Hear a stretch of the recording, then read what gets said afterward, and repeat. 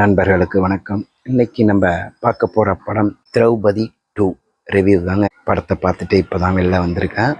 தமிழ்நாட்டில் இப்படிலாம் ஒரு ராஜா வாழ்ந்திருக்காரா, இப்படிலாம் ஒரு வரலாறு உண்டாங்கிறது ஒரு நல்ல எடுத்துக்காட்டாக இந்த படத்தை மோகன்ஜி எடுத்து வச்சிருக்காப்புல.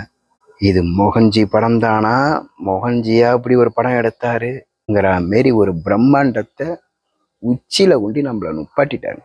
ஆமாம், அது அப்படிதான் சொல்லணும். பொதுவாகவே என்னோட ரிவ்யூ தெரியும் உங்களுக்கு. முக்கியமாக நான் சொல்கிறது, இந்த படத்துக்கு நம்ம குழந்தைங்களெல்லாம் அழைச்சிட்டு போகலாமா, குடும்பத்தோடு போகலாமா? ஒரு சில படத்தில் நம்ம குடும்பத்தோடு போய் ஒரு சங்கட்டத்துக்கெல்லாம் ஆளாகும். எல்லாரும் நம்ம குழந்தைங்களாம் அழைச்சிட்டு வந்து ஒரு சில சங்கட்டத்துக்கு ஆளாகும். அப்படி ஒரு விஷயத்தெல்லாம் நான் உங்கள்கிட்ட எப்போதுமே பகிர்ந்திருக்கேன். இப்படி ஒரு படத்துக்கு போவேணான்னு சொல்லியிருக்கேன், போங்கன்னு சொல்லியிருக்கேன். அந்தமாரி ரிவ்யூஸ் பண்ணுறாங்கன்னா, பொதுவாகவே தமிழ்நாட்டில் நிறையா போற்றப்படாத மன்னர்கள் நிறையா பேர் இருக்காங்க. வரலாறு மறைக்கப்பட்ட மன்னர்கள் நிறையா பேர் இருக்காங்க, தமிழ் மன்னர்கள். மோகன்ஜி என்ன பண்ணியிருக்காங்கன்னு சொன்னாக்கா, திருவண்ணாமலை சுற்றி உள்ள ஆண்டுகிட்டு இருந்த ஒரு மன்னரின் கதைக்களமாக எடுத்திருக்காருங்க. நம்ம தமிழ் படம்னாவே நம்ம கேள்விப்பட்டதை தான். ஒன்று மதுரையை பற்றி பேசுவாங்க, அப்படி சென்னையை பற்றி பேசுவாங்க. அந்த 2 இடத்துல தான் ஷூட்டிங்கே நடக்கும். மோகன்ஜி புதுசாக திருவண்ணாமலையில் ஆண்ட மன்னர், அந்த சரௌண்டர் ஆண்ட மன்னர், அந்த ராணியோட வீரம், அந்த காலத்து வரலாற்றுச்சோட ரொம்ப அழகா எடுத்து பிரம்மாண்டத்தோட உச்சியில கொண்டு நம்மளை போய் நுப்பாட்டிட்டாங்க. அந்த உலகத்துக்கே நம்ம போற மாரி ஒரு ஃபீல்ல நம்ம போய் நுப்பாட்டிடுறாரு. அந்த மாரி படம் நல்லா இருக்கு, நல்லா சிறப்பாக எடுத்து வச்சிருக்காரு. அதில் ஒன்றும் மாற்றம் இல்லை. இப்படியும் மோகன்ஜி படம் எடுப்பாராங்கிற மாரி ஒரு படத்தை எடுத்து வச்சிருக்காருங்க. படம் நல்லாவே இருக்கு.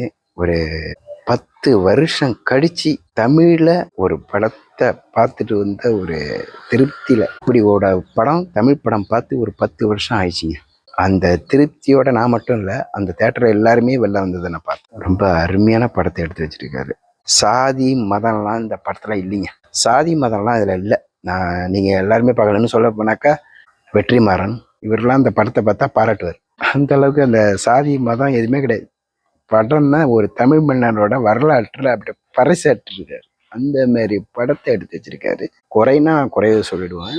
இசையெல்லாம் பொழந்து கட்டிருக்காருங்க இந்த படத்துல. இசையெல்லாம், படத்தோட கதை முழுக்க திருவண்ணாமலையை சுற்றி தான் எடுத்திருக்காங்க. கதை என்னன்னா, முக்கியமா இது வரலாற்றை ரொம்ப அழகா எடுத்து சொல்லியிருக்காரு.